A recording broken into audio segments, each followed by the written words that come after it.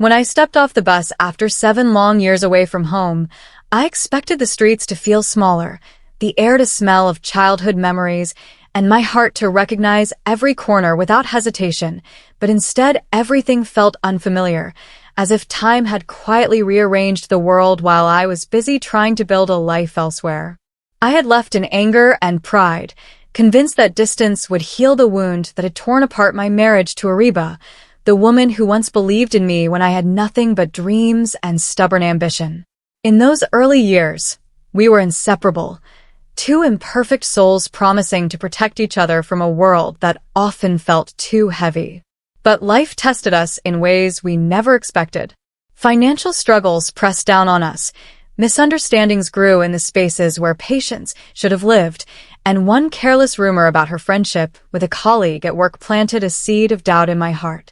Instead of asking her calmly, instead of trusting the woman who had stood beside me through every storm, I allowed insecurity to guide me.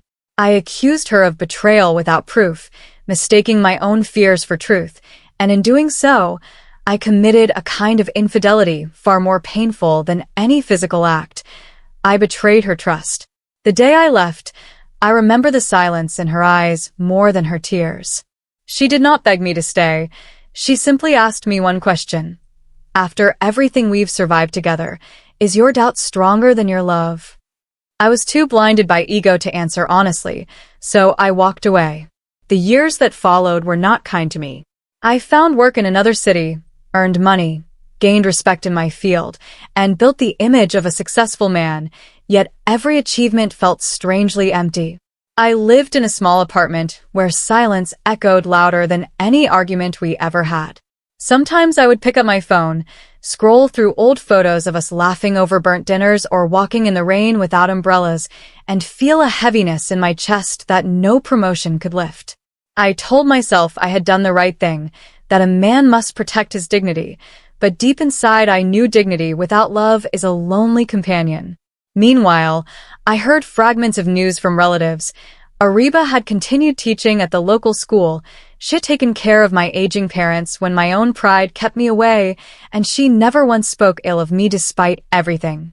That knowledge unsettled me more than any accusation could have. If she had truly been guilty, would she have stayed so loyal to my family? If she had betrayed me, would she have chosen silence over defense? The turning point came when my father fell seriously ill. My mother's trembling voice over the phone carried both pain and quiet disappointment as she told me that Ariba had been the one rushing him to the hospital, signing forms, sitting by his bedside, and comforting my mother through sleepless nights. Shame washed over me like cold rain. The woman I doubted had become the pillar I failed to be. I booked the first ticket home without thinking twice. During the long journey back, memories replayed in my mind, not just the happy ones but also the moments when she waited patiently for me to return late from work, when she encouraged me to apply for better opportunities, when she forgave my short temper after exhausting days. I realized that true infidelity is not always about breaking vows with another person. Sometimes it is about breaking faith with the one who trusted you the most. I had allowed suspicion to overshadow years of loyalty. When I reached the hospital and saw her standing outside my father's room, holding a cup of tea she had likely forgotten to drink, my breath caught. She looked thinner, more mature, her eyes carrying both strength and quiet sorrow. For a moment, we simply stared at each other, two people bound by memories, yet separated by pride. I wanted to apologize immediately, to fall at her feet and beg for forgiveness, but the words felt heavy. She greeted me respectfully, asking about my journey as if no years had passed, and that simple kindness hurt more than anger would have. Anger would have justified my guilt. Her grace exposed it. Inside the room, my father squeezed my hand weakly and whispered that a home without trust collapses no matter how strong its walls appear. He told me that mistakes do not define a man, but refusing to correct them does. Over the next few days, I watched Ariba move through the hospital corridors with quiet dedication. She coordinated with doctors, reassured my mother, and even ensured I ate properly despite the tension between us. There was no bitterness in her actions, only a calm sense of duty and compassion. One evening, as the sun painted the sky in fading gold, I finally gathered the courage to speak. I admitted my fears, my jealousy, my immaturity, and the shame I carried for doubting her without evidence. I told her how empty my successes felt and how every achievement reminded me of what I had lost. My voice trembled as I confessed that I had been unfaithful not in body but in trust, and that my suspicion was the real betrayal.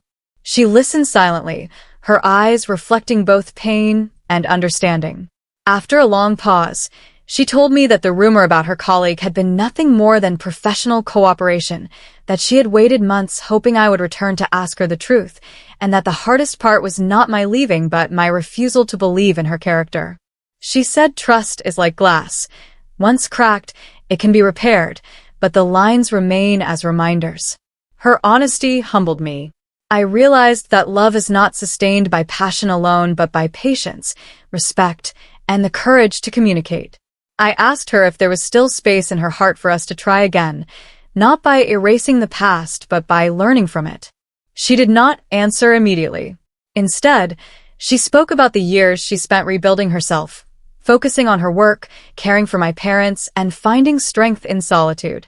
She admitted she still cared for me, but she feared returning to a life where doubt could again overshadow love.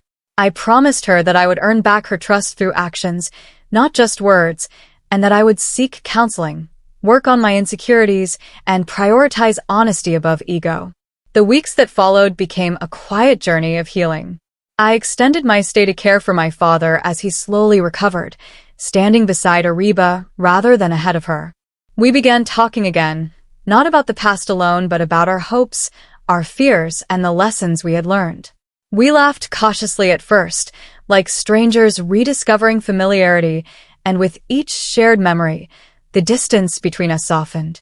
I learned that true strength lies in vulnerability, in admitting when you are wrong, and choosing humility over pride.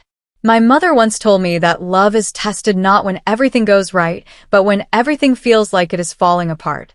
In our case, the test had revealed our weaknesses, but it also showed the depth of what we once had. One quiet evening at home, surrounded by the same walls that had once echoed with arguments, I looked at Ariba and felt a renewed sense of gratitude. I understood that second chances are not gifts to be taken lightly. They are responsibilities. We decided to rebuild our marriage slowly, with transparency and mutual effort. I moved back permanently, not because I failed elsewhere, but because I realized that success without shared happiness is incomplete. We attended counseling sessions, learned to express concerns before they turned into accusations, and set boundaries that protected both our dignity and our unity. Years later, when I reflect on that day I returned home and felt everything was different, I understand that the difference was not in the streets or the buildings, but within me. Time had changed my perspective, softened my arrogance, and taught me that love cannot survive in the shadow of suspicion. True infidelity is not always a dramatic act.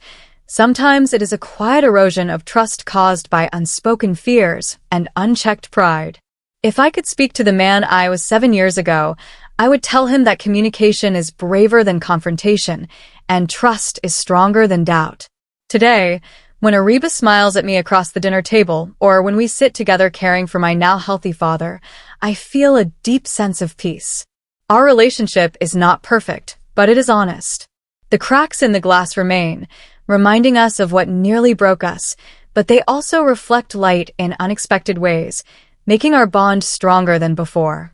The greatest lesson I learned is that love requires continuous effort, humility, and faith in the character of the one you chose. Walking away is easy when pride is loud. Staying and working through misunderstandings requires courage. I came back after years thinking everything felt different, but what truly changed was my understanding of commitment. In the end, I realized that the most painful betrayal is doubting the loyalty of someone who has done nothing but stand by you, and the most powerful redemption is choosing to trust again with a wiser heart.